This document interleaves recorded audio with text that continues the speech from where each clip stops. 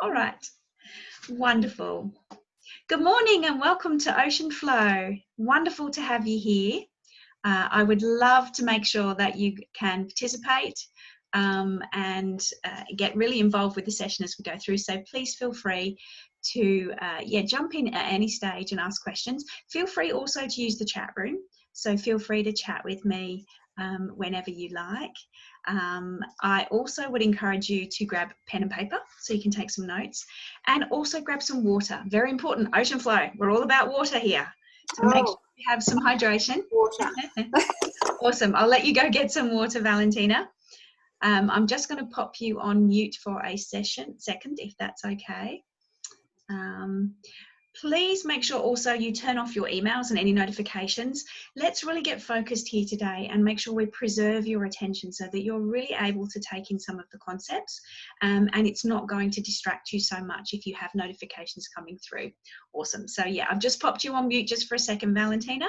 And then yes, we will get into the content. So thank you so much for joining me. I am absolutely passionate about sharing Ocean Flow with you. I wanted to give you just a touch of background on Ocean Flow and where it came from. So to set the scene a little bit, I've been asking myself some really important questions about how do we make our dreams and our goals and our intentions come to fruition when we're really struggling a lot of the time with all the hard stuff that kind of gets in the way in everyday life, and how we keep up momentum towards our dreams and make them a priority when lots of other stuff gets in the way. So I've been asking myself lots about that, and I've been really exploring the concept of flow to get stuff done. So my background, I have a background in corporate marketing and strategy. I've spent about 30 years. It makes me feel really old when I say that, but I've spent a lot of time in the corporate space. And a lot of the tools and techniques and processes and things that we use in the corporate land and in business in general tend to be very hard-edged. They're very strong in action and getting stuff done, which I love. I'm a very action-oriented person, but I found that there was a real desire for a lot of entrepreneurs, a lot of small business owners to find something that was a little softer, something that actually didn't feel so hard-edged and pushy when we're trying to get stuff done in a business when, you know, often as entrepreneurs and small business owners, we might have children, small children around us when we're working, and especially during COVID, when we've all been working from home. We really need to understand how to stay in the zone or get back into the zone when we get taken off track in a way that's a little bit more easy and engaging. So I've been working with Ocean Flow and looking at where does flow come from? How do we flow in this modern world of hard edges? And why flow is so important for our brains, our bodies, and our productivity. So I want to take you on a little bit of a journey today and explain some of those concepts to you and kind of where I've got to. It's really, I guess, a bit of a life stream for me to bring some of this stuff together. And I'm writing a book about it too. So more on that later. I will share with you once the book is ready to go. But I would really encourage you to, as I step into the session today, I'm going to give you some techniques and some tools around visioning and goal setting. And then we're going to get into some practical tools and techniques around productivity from a flow perspective. So I really want to get in as much as I can content for you today so that you've got lots of things to get into. So I'm going to keep up the pace quite quickly. We'll go through this quite fast. So yeah, but please feel free to get in touch or ask questions as we go, chat in the chat box, etc., etc. So Ocean Flow is an 8-step process if you look at the total kind of process that I've scoped out, and I'll take you through each of those steps and just describe them in a little bit of detail. But today we're going to focus on just a couple of the key concepts in each of those sections.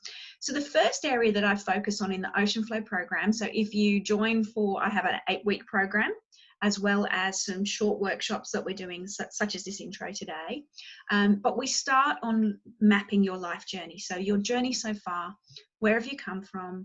What are the big milestones in your journey? What's brought you to where you are today?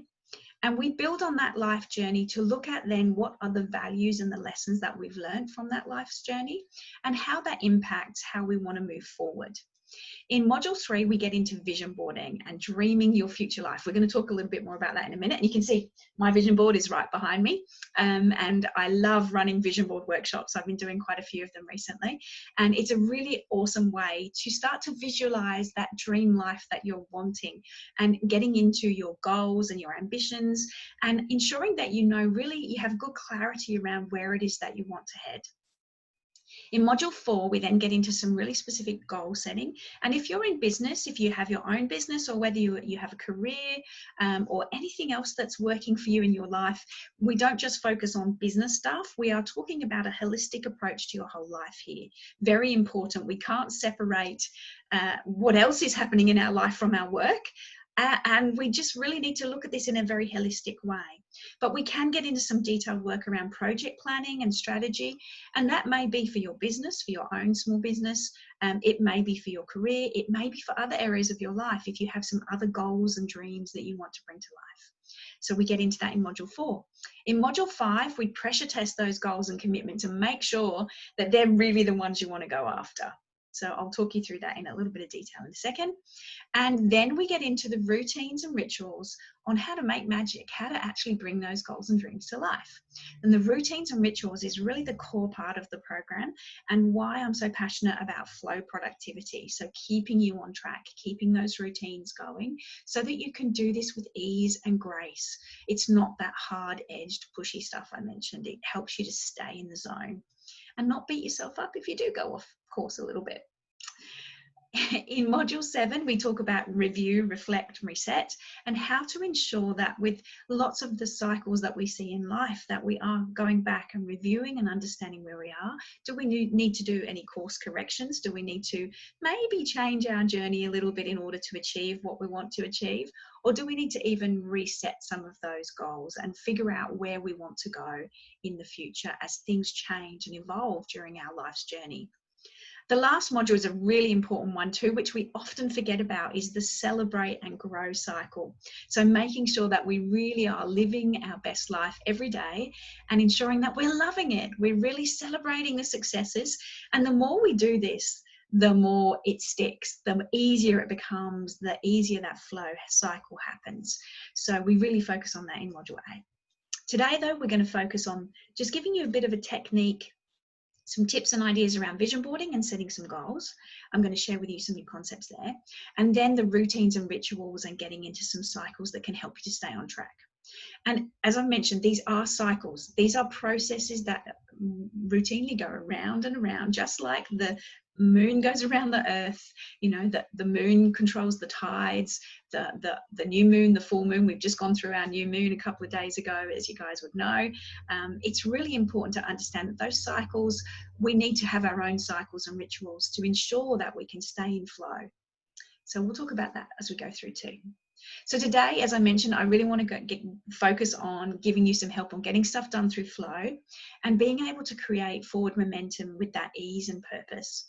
So I would love to help you guys to progress towards your goals and dreams every day, every week, without the burnout and overwhelm. And I know as a lot of small business owners, the burnout and overwhelm is almost a constant factor in our lives. We have to be really conscious of it and make sure we're planning to help support ourselves through all of the stuff that happens in life. So we'll talk about that more as we go through too. I'm going to take you through some really interesting little sections. So you will see obviously an ocean theme. For those that don't know me, I am an avid underwater diver, scuba diver and underwater photographer. I spent a lot of my time underwater. I actually came out the other day after 2.5 hours in the ocean with very wrinkly hands and my skin was kind of not thanking me for it. It's really important though that you understand that you don't have to be an ocean lover to love this program. It's the concepts around this that help us to stay in flow. So whether you, as I say, whether you're a land lover or a mermaid or a merman, these concepts are equally applicable. I am going to talk a little bit up front about loving your inner mermaid or merman and the importance of self-care. Really important to start the day well and thinking about that concept. Then we'll get into a little bit of vision boarding and dreaming. I'll then go into some goals to action with flow, and then the productivity techniques. I am going to have to go at quite a fast pace, as I mentioned, to get through all of this. And I will talk about the ocean flow rituals and weekly reviews, which will help you to stay in flow. So I'll get cracking. So in a mermaid, for most of us, we don't take very good care of ourselves. It's really important that we do that. And I'd like to just start with a little bit, if you don't mind, a little bit of a meditation. I'm going to get you to close your eyes, just a very short meditation to get in touch with your inner mermaid. So if you don't mind, just closing your eyes just for a couple of minutes and come on a little journey with me. We came from water, and we often feel drawn back to the water. Think about your connections to the water that we drink, the water we wash in, the shower, the bath, the kitchen sink. We are all lucky enough to turn on the taps and pure, clean water flows. Whether you're an ocean baby or a landlubber, we all have a strong affinity to and connection with water. So let's just visualize now a very simple everyday water experience that we can harness to connect with our physical and mental well-being. A daily reset point where we can regain balance and focus and take stock of where we are right now. If you haven't already, gently close your eyes. You're going to take a shower. Don't worry, nobody else can see you. You turn on the taps and let the water warm. You grab your towel ready for when you're done. You check the temperature and you step into the flow of water. The perfect temperature, it feels just like soft, warm rain falling gently onto your skin. You turn your face up to the water and feel it cleanse and comfort, refresh and invigorate.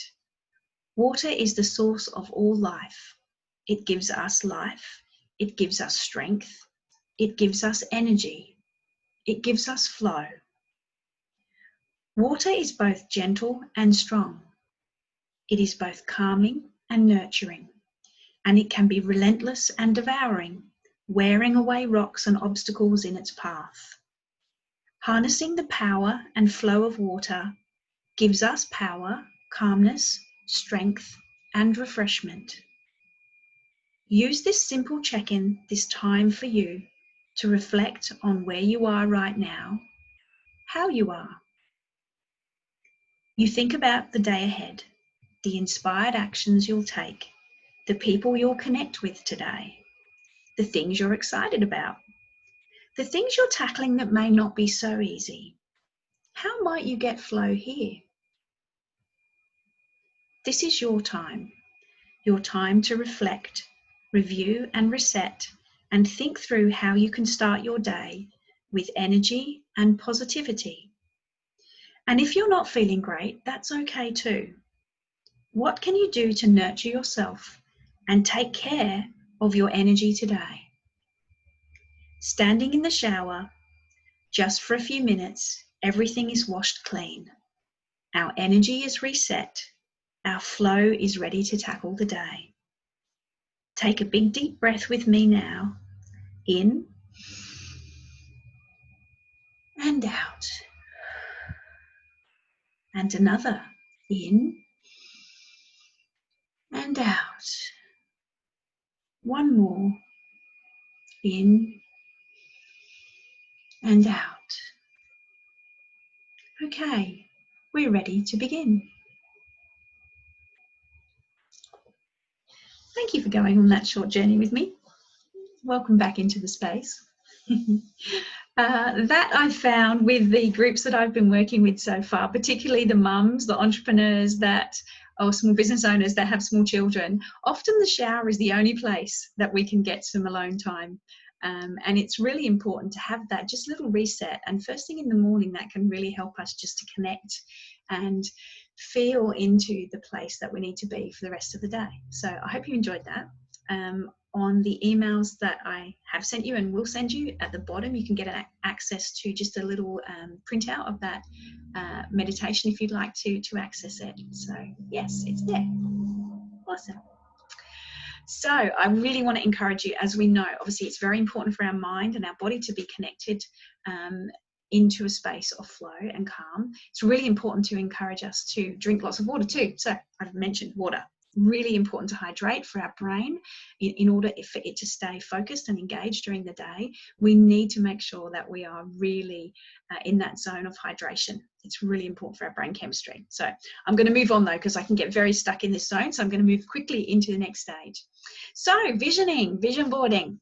This is an image of me with my vision board. This was my 2020 vision board. I've since updated it to my 2021, which is right behind me.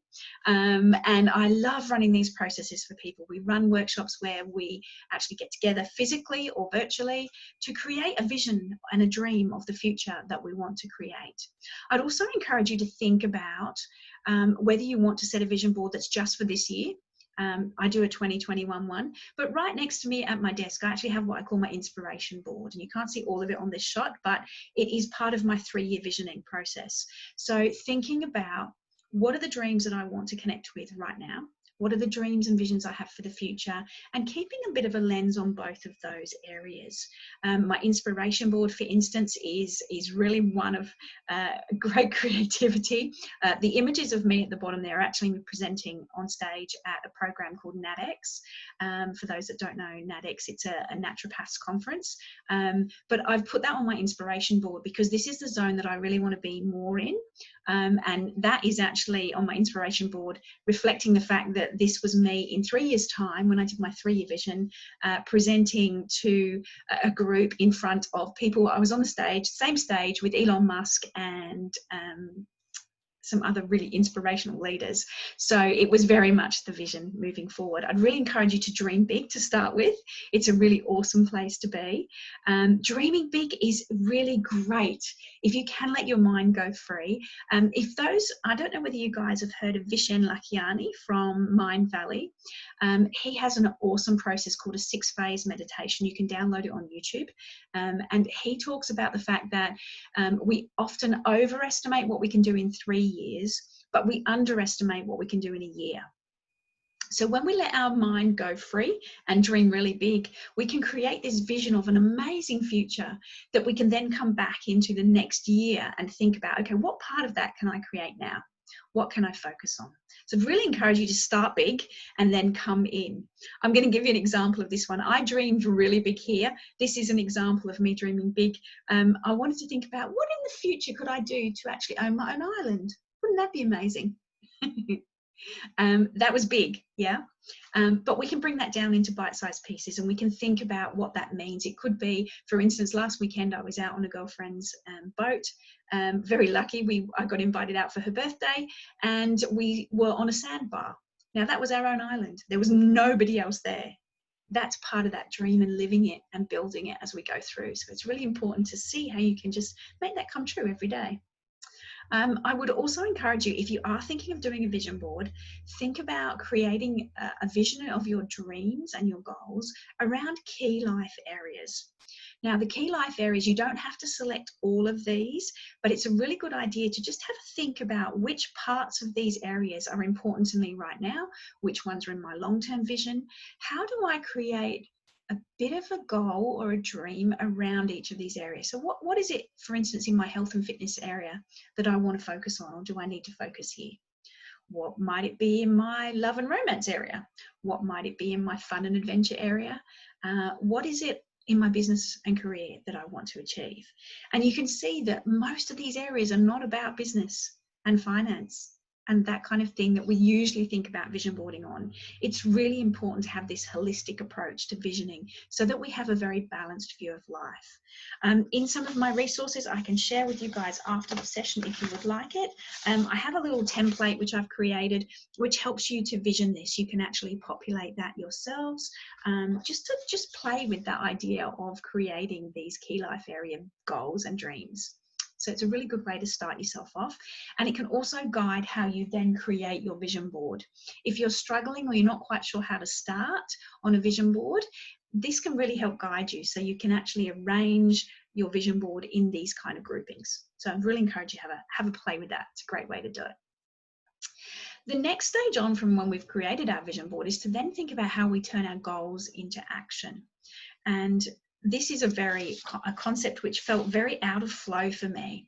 If we think back to our business days, for those of us that have been in business either for a very long time or a short time, there are some really interesting concepts out there. This is from a guy called Jeff Shaw, who's an entrepreneur on entrepreneur.com. And he talks about when we set goals, we should really talk about setting goals very clearly, believing them passionately, and then pursuing them aggressively. Now, for me, that just jarred. The word aggressively just felt so, again, pushy and hard-edged and really forceful. So I really started thinking about how do we do that, but create it with flow? How do we create productive flow, that ease and grace I've mentioned? And I've come up with a little concept that takes us a little bit further on than just going at this hammer and nail. So I'll give you my island example again. Now, in business, you may have heard the concept of SMART goals. This one is, I guess for me, not very inspiring. SMART goals start with being specific, which is great. Yep, we need to specifically know what it is we're wanting to do. It then talks about being measurable. It talks about being attainable, relevant, and time-framed. Now, for my little dream of owning an island, SMART goals are really like, I would have thrown that dream out straight away, because for me, I would have looked at it and gone, is it specific? Yeah. Measurable? Yeah. Is it attainable? Oh, I don't know. I don't think I could attain that one. That's a difficult one. And I probably would have got quite disheartened using that idea of SMART goals. Yeah. I could make it it's very relevant to me, and I can time frame it, but it would be very hard to time frame too, because that could be such a big dream. So I came up with the concept of sticky goals. And I'm just going to explain this one to you in a little bit of detail, because sticky goals I find are just so much nicer than SMART goals. They're still specific. We need to know what it is we're going after. And they're still time framed. So it's important to at least set some rough benchmarks and hurdles for us. So for me, it might be that my idea of owning an island might be in 10 years' time, rather than 2 or 3 or 1. It can be a longer term dream and goal that we go after. Here's where it gets interesting. Sticky goals, it's inspiring. The I is for inspiring. Does this inspire me? Oh, goodness, yes, absolutely. It really does. Is it challenging? Yep, it's challenging. It's a big one. It's not something that's just going to drop into my lap. And then it gets really even more interesting. Kintsugi is a concept. I'm not sure if you've heard of kintsugi. Kintsugi is the Japanese art of repairing things with gold. So you may have seen the beautiful little Japanese bowls with the gold lines through them. And there's this wonderful book that I've discovered by a lady called Candice Kumai called Kintsugi Wellness. It's a very beautiful gold and white book, so it's hard to see in the reflection.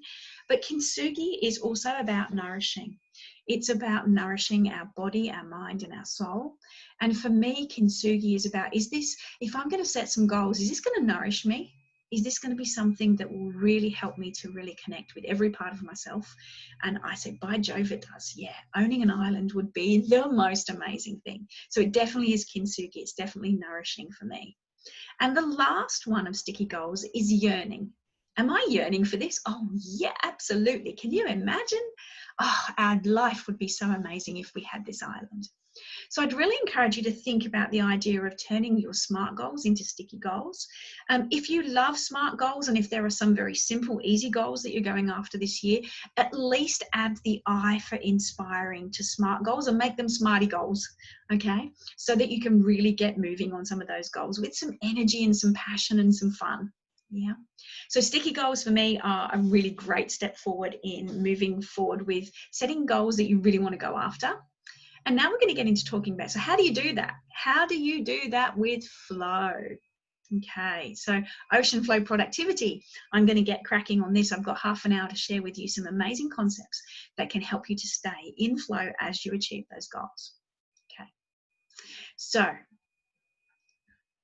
everything is around, obviously, the ocean, except for this really interesting concept, which I wanted to share with you, which comes from an amazing management consultant, a guy called Peter Drucker. Peter Drucker was one of the kind of founders of management philosophy back in the 1950s, and he was an amazing advocate for workers' rights. So in the days where we were going through lots of industrial revolution type stuff, we were seeing lots of people moving into the factory spaces to create lots of consumer goods for us. Peter was really an advocate, say, for workers' rights and well-being in the workplace. And he also coined a lot of really key phrases that help us to understand how to work in a management kind of environment or in a business environment, in the modern day culture. And his concepts and philosophies still ring true today. He talked about needing two different kinds of thinking that we all need in our businesses, whether we are in a career, in a role where we go to work every day, or whether we're in our own businesses. The first kind of thinking I've called like a boss thinking. This is the planning and the organizing style of thinking. And we all need that. So even if we're working for someone else, if we're going out to a job every day, we still need that planning and organizing to organize what it is we're going to work on. What are the key areas we're going to focus on for the day? And then we need a different style of thinking. We need the doing work, which I've called making magic. And we need this one to get that stuff done and hopefully get it done with flow. Little quote there from Peter, which I think was really relevant, is taking action without thinking is the cause for every failure. And when we get to overwhelm, we often just do stuff. We just get into that zone of just doing the things that are urgent, often the things that shout the loudest at us, rather than thinking through clearly what are the things that are going to get me back on track, that are going to help me maintain momentum and keep in flow. So this is a very important concept for everything that I'm going to share with you moving forward, because it's really important that we spend time like a boss doing that planning and organizing, and then making space to make magic. So I'm going to go through each of those. Now, the like a boss thinking is really great, that planning and organizing and setting up for the day. So having a process that can help you think about, well, what's on for today, and doing a daily boot up. I'm going to share with you a little daily boot up template shortly, is really critical to get your day started with flow and ease, and ensure that you're focusing on the right things and the things that are going to connect you back to your vision and your goals, your dreams, the things that you really want to be achieving. Another thing that I do, which I found, and there's lots of science behind this, is a daily gratitude practice as part of your daily boot up. Making sure that we check in with what are we really grateful for. There's lots of science behind this. A 30-day gratitude practice can increase your happiness by 25%. And that's just a statistic. You know, there's so many stats around some of this stuff that really help us understand the science behind it and the brain physiology behind it. It really helps us to move forward.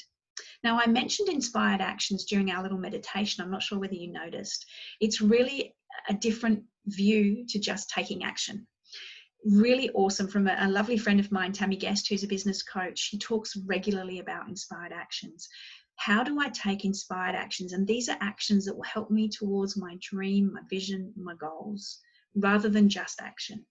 So I'd really encourage you to think about how you can get in touch with those things, and always have at least a little bit of time on your day where you're working towards those particular items. This process only takes 5 or 10 minutes. Once you're in the flow of this, 5 or 10 minutes invested first thing in the morning is a wonderful way to move forward. Yeah, I will show you that process as we go through. Now, our next stage, the making magic, is also so important if we're going to make progress and flow on our goals and dreams. This is the making things happen stage, and it's where we do that inspired work. It's the creating things. It's the service we provide if we're seeing clients, if we are providing service to patients or anyone else within our organization that we support, internal and external clients. It's really important that we make magic, because if we don't, nothing happens. So very important that we work through this process. Here are some techniques now which will help you to do exactly that, to create a space to store all of your thoughts, your ideas, your processes, all of the stuff that you need, and then to make that happen. Now, the first concept is one which I've called my octopus brain, and I'm hoping this one's going to make a lot of sense to you once I explain it. There's a great lot of research online about the fact that if we just hold everything in our heads, everything just gets cluttered. Yeah, our brain is actually designed as a problem-solving device, not a storage device. Yet we often try to cram so much into our brains. It's really important that we get it out so that we can then think clearly, and we can then focus on the right things. An octopus brain helps us to do this. So an octopus brain like an octopus, has 8 legs. Yeah, it has 8 arms, I should say arms rather than legs, at easy reach so that we can pull stuff in as we need it into our brain. Yeah, but it doesn't store everything in here. I'm just going to take you through this very quickly, the concept of an octopus brain. Inside our octopus brain, we have a space. We have things like our vision boards that help us to connect with our goals and our dreams, and we can have those articulated in other places too. It's also our calendars, our diary, the place where we store our appointments, the things that are happening. It's also the to-do lists. It's the action lists. It's hopefully the inspired action list, the things that we are working on. It's also our notes, our notebooks, and all of the things where we store the information that we gather from others. For those that are in situation of working with clients, it could be that you have client notes and files that could be stored electronically or physically. It's a really important part of our second brain. Our filing system as well. And most of us now are moving a lot to online digital storage of all of our files. So it's really important to ensure that we have an easy access system for our filing. We also might have an ideas pool, a place where we store all those great ideas that come to us sometimes in the middle of the night that we need to capture and be able to work through for future growth and inspiration within our business. So very important to have a place for that.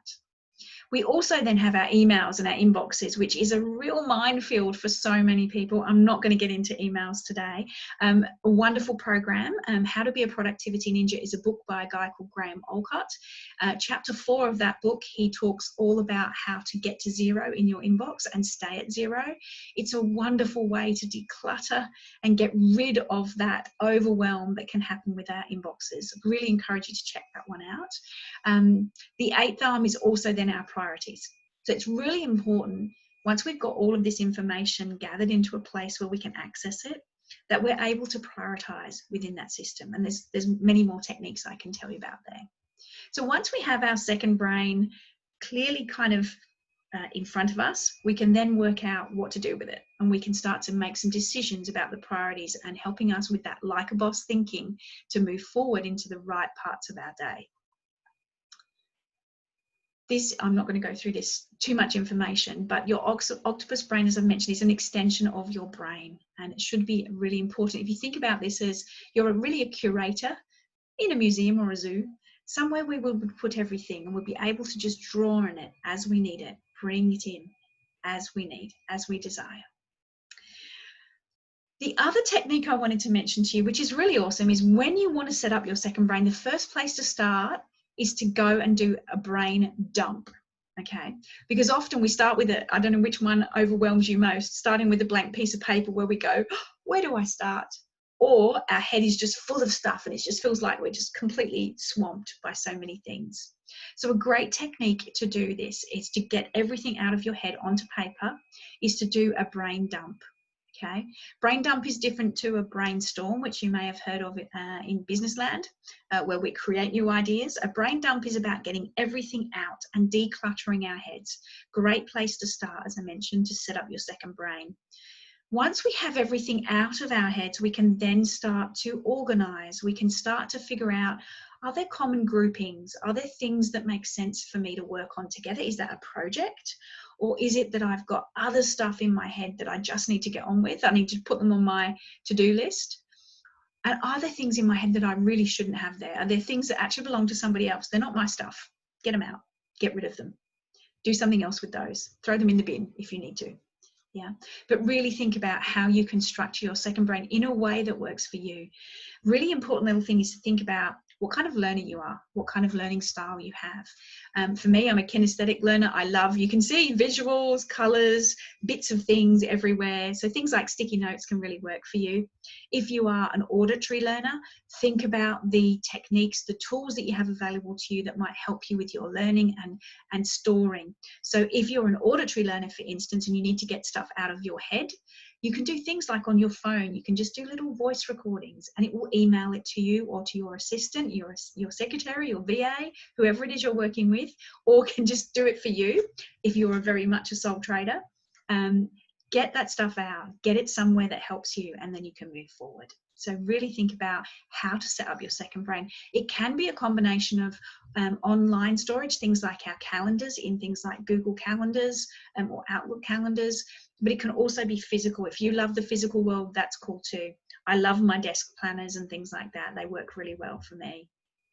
So make sure you're figuring out what is the best place for you. Is it online? Is it that you want to write things down? Is it that you still need your to-do list right in front of you? Figure out what works best for you. This is not a one size fits all. Your octopus brain is uniquely yours. So make sure you work with it.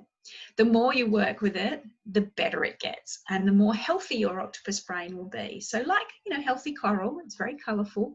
Your octopus brain will look the same if you work with it, and you'll find that everything will just flow so much more easily when you use it, and use it really well. Okay, I'm conscious of time. I'm going to whiz through some next techniques.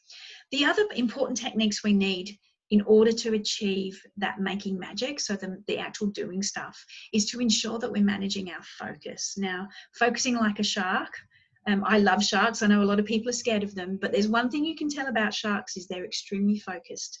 They absolutely know where to put their focus and attention to achieve the thing that they need, which is often, obviously, finding prey, hunting down the things that they need to eat. But they're also very inquisitive creatures. I absolutely love sharks, but that's a story for another day. So focusing like a shark, I'm going to take you through focusing like a shark, and we'll talk about hiding like a cuttlefish shortly too.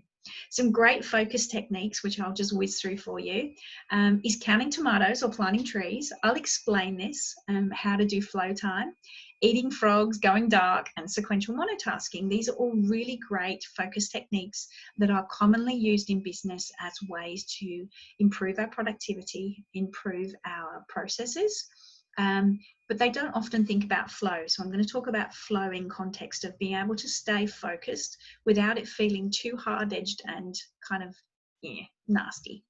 So this is a really interesting one. So tomatoes or trees, there is a little technique called the Pomodoro technique. It is a way to focus your time and attention. I'm not sure if anyone's heard of this before, but it's a 25-minute sprint of focused attention and time on one activity, and then a 5-minute break.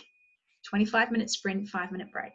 No more than 4 sprints before you have a bigger break.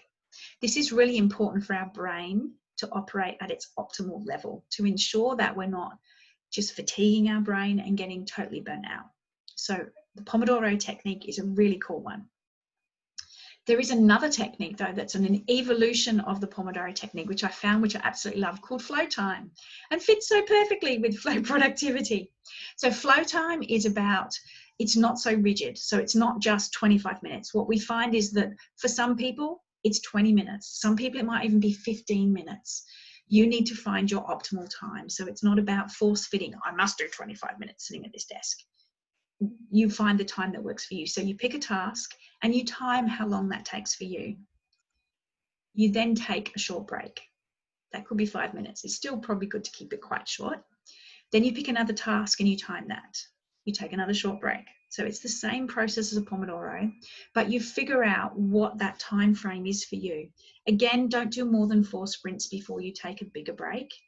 And you work out what that time is for you. And remember that this time is going to be different for you. This is not a straight one size fits all, but it's going to be at your pace with your strokes. Yeah. It's not going to fit for everyone to be 25 minutes, 5 minutes off. It could be that you might in the morning, for instance, be able to do an hour and then take a short break because your focus and your attention is perfect in the morning. In the afternoons, I'm a really early morning person. By the afternoon, I'm lucky if I get 10 minutes before I need to have a break. Yeah. So figure out when your energy is at its best, when your attention and focus works best for you, and do your best work, your most complicated work, your most exciting work when you're at your best. Really pick that time. So I would really encourage you to try flow time. On the basic concept of Pomodoro, just measuring time is really great because it helps you to get into flow. There is also a wonderful little app that will measure this for you. It's a free app called Forest, and you can get a paid version, but you just need the free one. This is a lovely one for those that are not so connected to the ocean. It's about trees.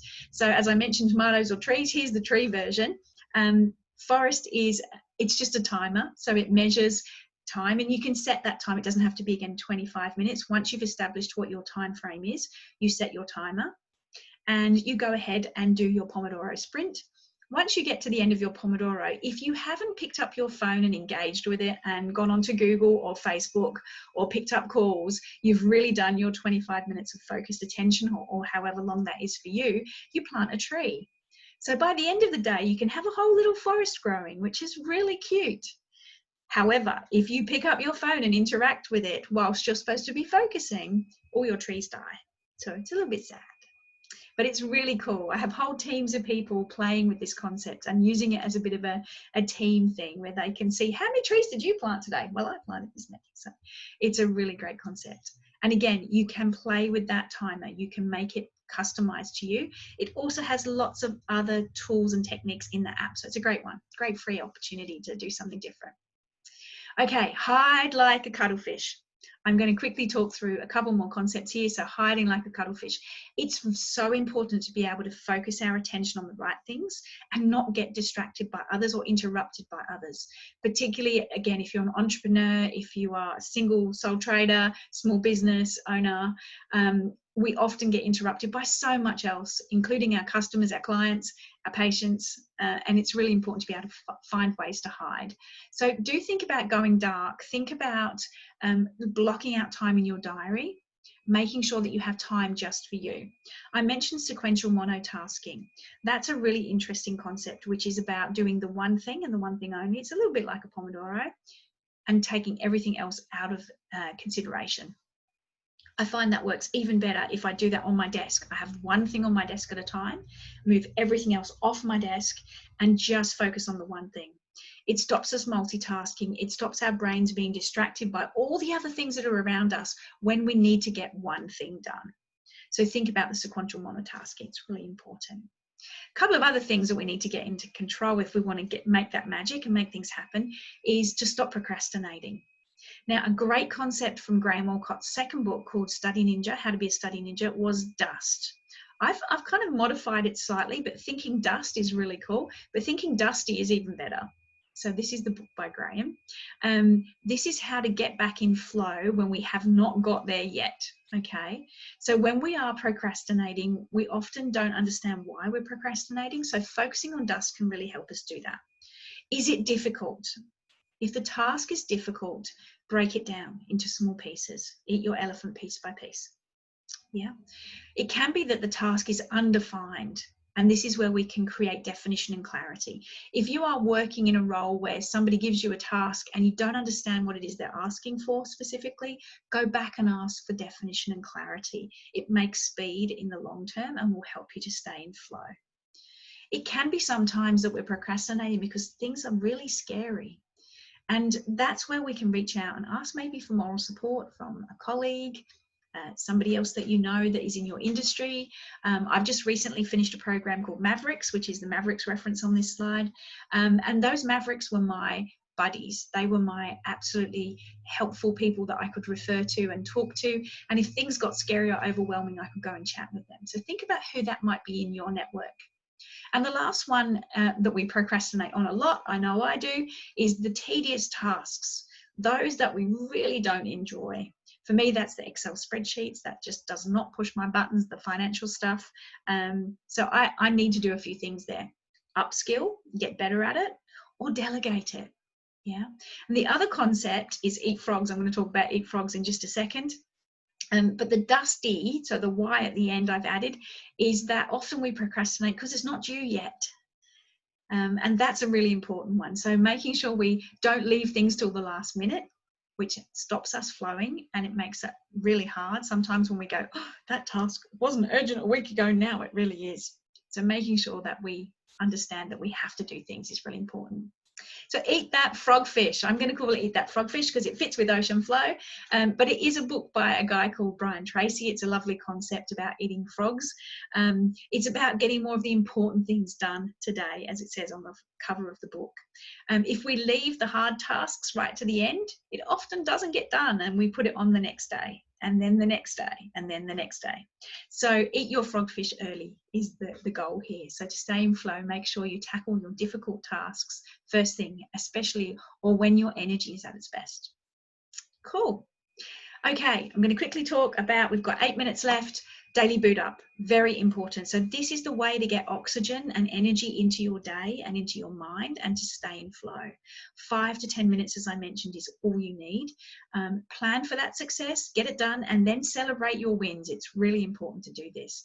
This is a little template, which I am very happy to share with you guys. On the left-hand side of the template, it gives you your checklist of the things to go through.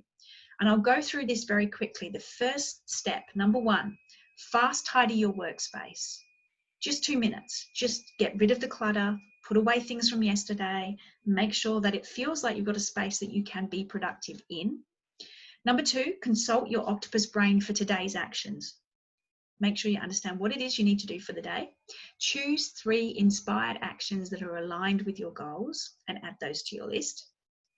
And then create your top 5 to-do list. So there are other things outside of our inspired actions that we still need to do. So think about how you want to set up your top 5. Then make sure that you do your like a boss thinking. So plan your day. What self-care do I plan for today? You'll see self-care is number 1 in that list. Make sure you have time for self-care. When will my energy be at its best in order that I can make magic? So think about planning your day around your energy levels. When will I hide like a cuttlefish to get important magic done? Yeah, so think about when you're going to plan time and block that out in your diary, okay, so that people can't interrupt you. Now think ahead too to the next 3 days. Is there anything I need to prepare for the next 3 days ahead that I need to do today? Ready for that? That can be meetings or workshops that are coming up or clients that you need to prepare for. Think about that. Number 5 are the curious questions, and this is really important. This is where we talk about our gratitudes. We also talk about, does my plan give me energy? Is this going to be an inspiring, beautiful day? Am I going to start off with a wonderful feeling about this day? And if I don't feel great, think about what feels hard, what can I delegate, what should I not tackle today because I'm not going to be at my best. Don't tackle the hard stuff when you don't feel great. Yeah, you won't give it your best shot. Number 6, right down near the bottom of this list, is process your emails. Yeah, because often we'll do that first and we'll end up staying in our inbox for such a long time. So processing emails after you've done most of your like a boss thinking is very important. If you need to refine your to-do list based on what's come in overnight in your inbox, great, but it should not derail your day. Make sure, unless there's something really, incredibly important that's come up, your inbox does not control your destiny. The last one is about fast check your Facebook, your LinkedIn, your Instagram messages. You might have clients that contact you through there.